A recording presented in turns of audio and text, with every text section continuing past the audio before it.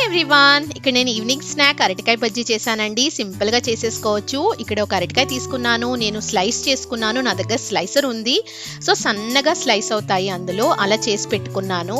తర్వాత బజ్జీల పిండి మామూలే 4 స్పూన్స్ శనగపిండి వేసుకున్నాను, 1 స్పూను బియ్యం పిండి వేసుకున్నాను, కారము, పసుపు, ఉప్పు, తర్వాత కొద్దిగా బేకింగ్ సోడా వేసుకున్నాను, కొద్దిగా వాము వేసుకున్నాను, కొద్దిగా వాటర్ యాడ్ చేసుకొని కలిపేసుకోవడమే. తర్వాత ఒక్కొక్క బజ్జీ ఇందులో ముంచుకొని మనం నూనె వేడి చేసుకుంటాం కదా, ఆ వేడి నూనెలో ఒక్కొక్కటి వేసేసుకోవాలి అంతే. 2 వైపులా బాగా ఫ్రై అయిన తర్వాత తీసి పక్కన పెట్టుకోవడమే. చాలా సింపుల్గా చేసుకోవచ్చు.